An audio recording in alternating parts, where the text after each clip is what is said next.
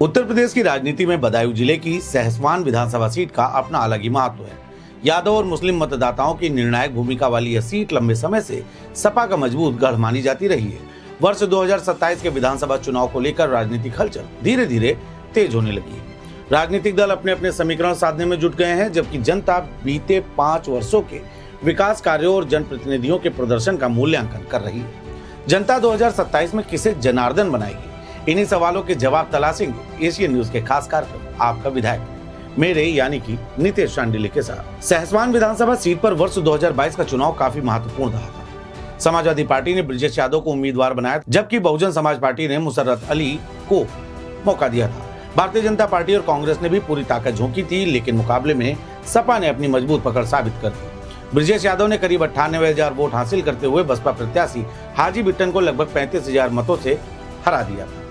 भाजपा तीसरे स्थान पर रही। अब राजनीतिक तस्वीर और दिलचस्प हो गई है, क्योंकि 2022 में बसपा के टिकट पर दूसरे स्थान पर रहे हाजी बिट्टन भी समाजवादी पार्टी में शामिल हो चुके हैं। इससे सहसवान में सपा का सामाजिक और राजनीतिक आधार पहले से कहीं और ज्यादा अधिक मजबूत माना जा रहा है। सहसवान विधानसभा में इस बार सबसे बड़ी चुनौती जो है बेरोजगार रहेगी। ठीक है, सहसवान का विकास या बदायूं डिस्ट्रिक्ट का जो विकास है वो रहेगा, और जो करप्शन है सहसवान में, चाहे वो कोई भी डिपार्टमेंट हो, किसी सब में इतना करप्शन है कि बहुत ज्यादा आज मीडियम क्लास की जो है बहुत बुरी हालत है।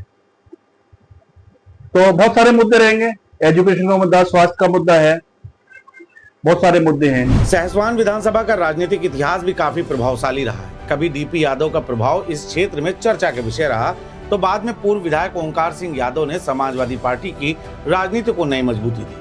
बदायूं लोकसभा सीट पर समाजवादी पार्टी की जीत में भी सहसवान विधानसभा की भूमिका हमेशा अहम मानी जाती रही, लेकिन राजनीतिक ताकत के बावजूद विकास को लेकर क्षेत्र में कई सवाल खड़े होते हैं। स्थानीय लोगों का कहना है कि स्वास्थ्य सुविधाएं अभी भी अपेक्षित स्तर तक नहीं पहुंच पाई।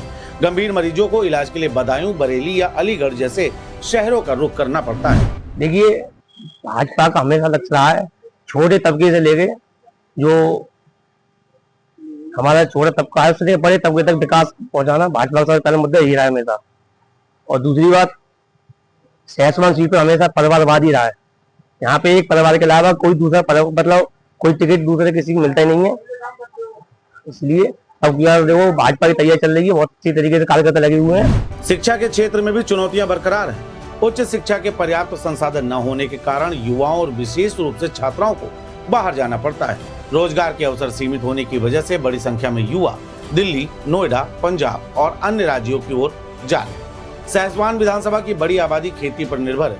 किसानों के सामने खाद, बीज की उपलब्धता, बिजली आपूर्ति, सिंचाई और आवारा पशुओं से फसलों को होने वाले नुकसान जैसी समस्याएं लगातार बनी हुई हैं। ग्रामीण इलाकों को जोड़ने वाली कई सड़कें आज भी बदहाल स्थिति में हैं और बरसात के मौसम में जल भराव लोगों की परेशानी बढ़ा देता है। ये तमाम आरोप हैं जो स्थानीय जनता लगाती है।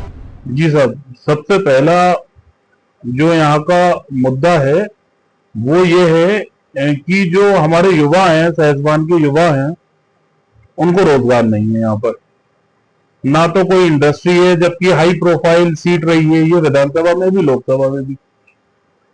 उनको दिल्ली जाना पड़ता है, मुंबई जाना पड़ता है। आज भी अगर वो जा रहा है तो क्यों जा रहा है, इस पर सोचना चाहिए।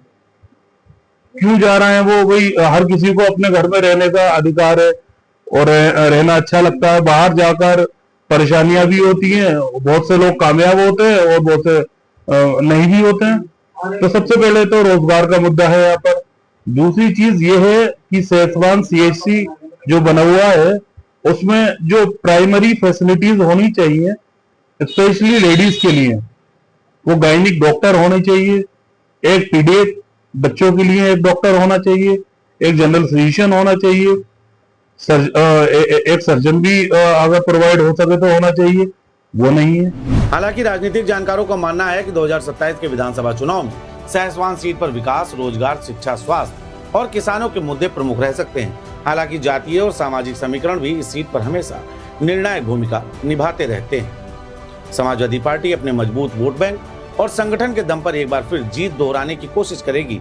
वहीं भाजपा और अन्य दल सपा के लंबे राजनीतिक वर्चस्व को चुनौती देने की रणनीति बना रहे हैं। विपक्ष विकास के मुद्दों को लेकर सत्ता पक्ष और स्थानीय नेतृत्व को घेरने का प्रयास कर सकता है। अब अगर राजनीतिक इतिहास में आपको पूरा विश्लेषण करके अगर बता दूं तो लंबे अरसे से ओमकार सिंह समाजवादी पार्टी से जीतते चले आ रहे हैं। 2007 में सिर्फ समीकरण बदला, जो कि डीपी यादव यहाँ से चुनाव जीते। उसके बाद में पुनः फिर ओमकार सिंह यहाँ से विधायक बने।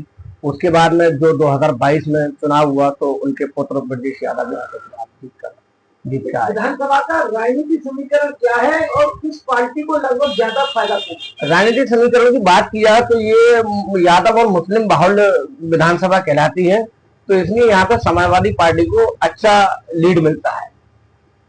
जनता कौन से स्थानीय मुद्दे पर चुनाव की दिशा और दशा बदल सकती है?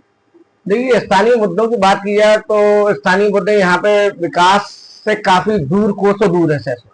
अगर देखा जाए आपको तो मैं फिर पुनः बताऊं आपको, 2007 में उर्मिलेश यादव को डीपी यादव की पत्नी बसौली विधानसभा से जीती थी और सैसवान विधानसभा से डीपी यादव जी जीते थे यहाँ से चुनाव।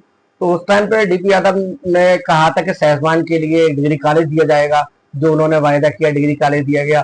और रोजगार के वास्ते उर्मिलेश यादव ने जो विधानसभा बसौली से चुनाव 2009 में ही जीता था, राष्ट्रीय परिवर्तन दल इनका स्वयं का परिवर्तन दल, राष्ट्रीय परिवर्तन दल था, तो वहां पर उन्होंने शुगर मिल का वादा किया था, जो शुगर मिल वहां पे खोला गया था, उससे वहां पे रोजगार भी मिला। लेकिन सैसवान के लिए सबसे बड़ी चीज ये रही कि हमारा जो फ्यूचर था, जो बच्चे थे जो इंटर करने के बाद में अपना ग्रेजुएशन वगैरह जो करना चाहते थे तो बदायूं और बबराला की ओर रुख करते थे, जो कि उसके बाद में गिरण यहाँ शिक्षा कर रहे हैं ग्रेजुएशन। इस सीट पे कौन सी पार्टियों का जो है टक्कर रहती है? सीट पे यहाँ पे बसपा और समाजवादी पार्टी की टक्कर रहती है और बसपा और Samajwadi party first and second रहती है।